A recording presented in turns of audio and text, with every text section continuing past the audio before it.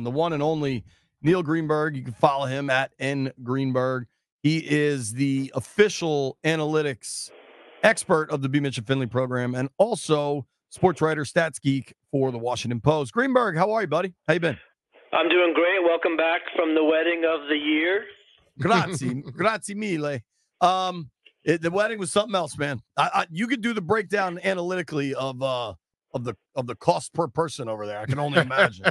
I told her she should just have it in an Olive Garden and no one would know the difference. It had to be one hell of an Olive Garden. Dude, I want to start with this. Did you watch Hard Knocks last night? I am caught up, yes. Okay. What do you make of the Joe Shane explanation to let Saquon go at the attempt to use 27-year-old running back breakdown? Well, I think that's kind of the microcosm of where the NFL is right now. A lot of analytically minded people pan that draft pick from the start.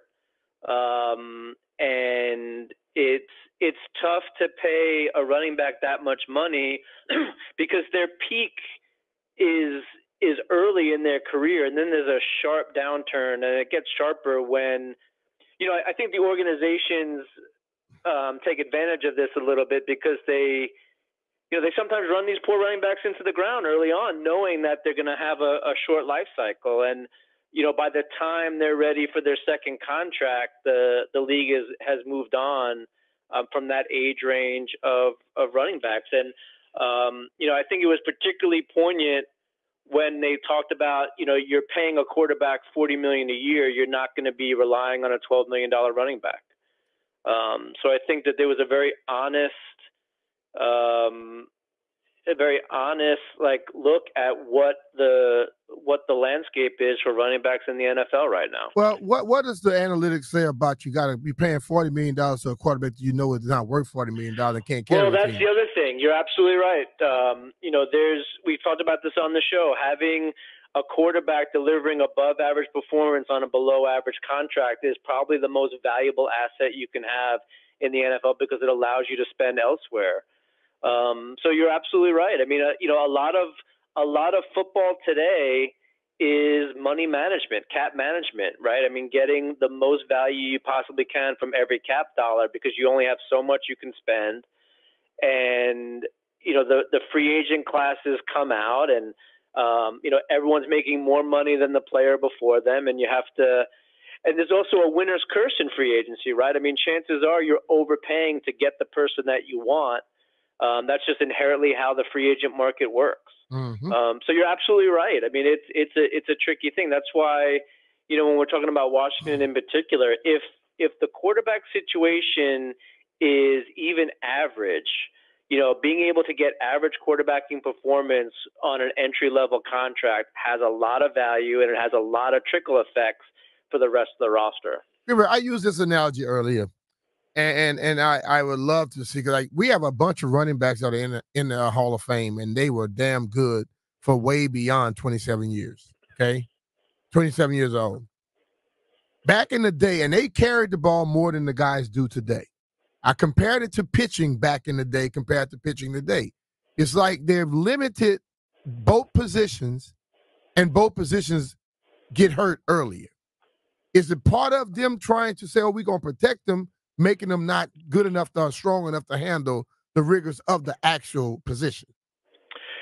That's a good question. I think that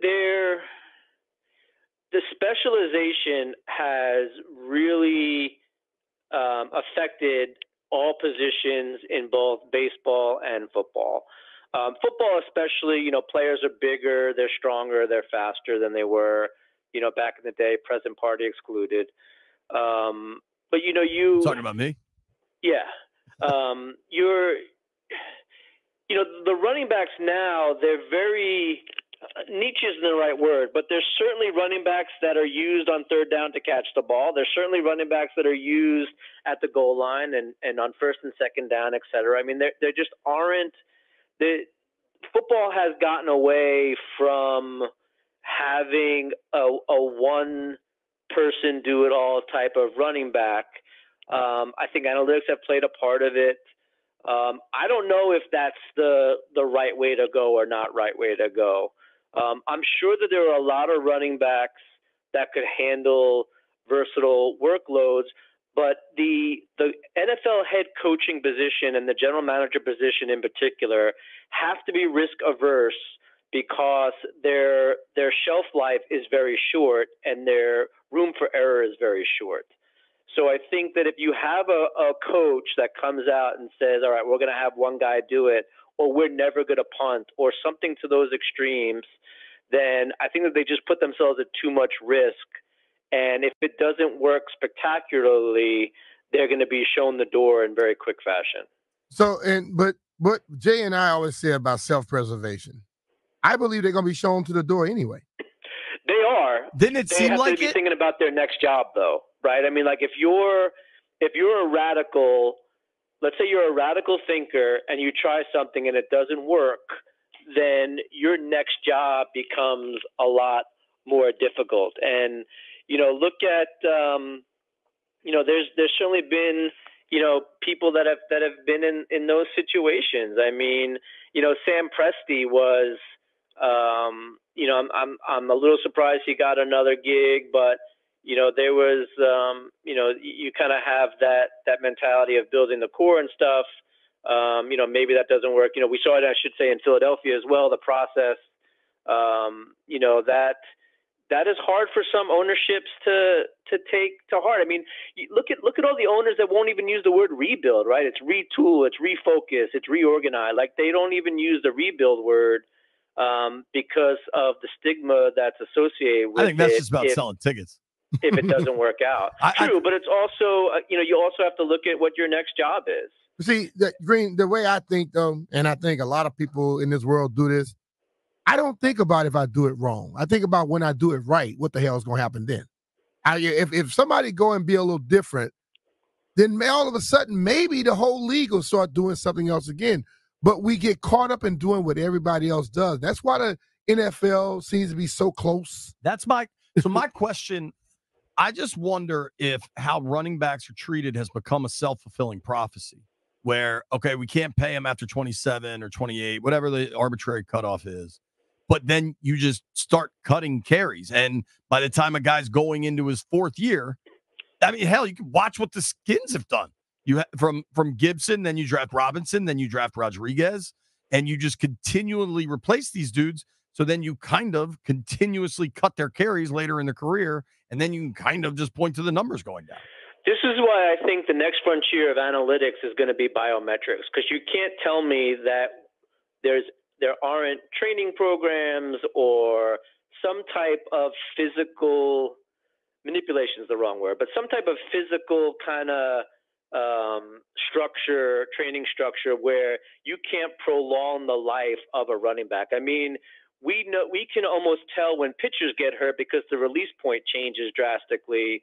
A release point change plus like a velocity change, an arm slot change. Like you can plot all that stuff. And there was actually someone that was doing that, predicting pitcher injuries, and then he ended up getting hired by a MLB organization. His blog went dark and we never heard from him again. The biometrics can help with that. I mean, they have like baseline everything of what a running back can do, and they can check that every week after every game. And anytime there's some sort of deterioration, I'm sure smart-minded medical people can figure out like what direction to go and, how do we prolong the shelf life if we are to invest in a running back. But like you said, it's the wisdom of crowds, and that kind of goes back to what I'm talking about earlier, which is there's very few people that are willing to take the risk because there's only 30 head coaching jobs available, and if you take the risk and you're wrong, you might never see another one of those jobs again. For sure.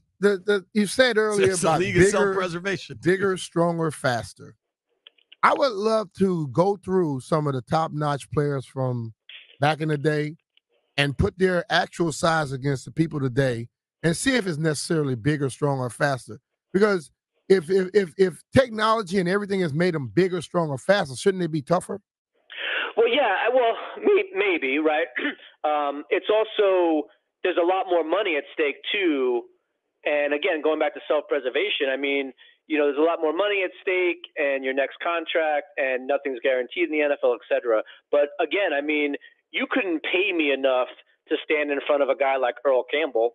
You know what I mean? Like Earl Campbell will kill you. And I know Derrick Henry is huge, but he didn't play like Earl Campbell played. Of all time is Earl Campbell running and dragging at least 5 people with him down the field for another 5-6 yards. Like you couldn't. I don't care if he's 69 years old right now. There's nothing in this world that would get me to stand in front of him when he's getting a head of steam ahead of him. Mm-hmm. So I agree with you, but I think, again, it's just there's so much money involved. You mentioned tickets. Like there's so much invested in these players, both on and off the field, that I think that they just have to treat them with kid gloves because you just have to be careful. You're marketing your main running back guy, and then he gets hurt or he falls off a cliff or whatever. You invested so much time and money in that, and it just becomes a hassle for the organization, just from top to bottom in all different types of departments.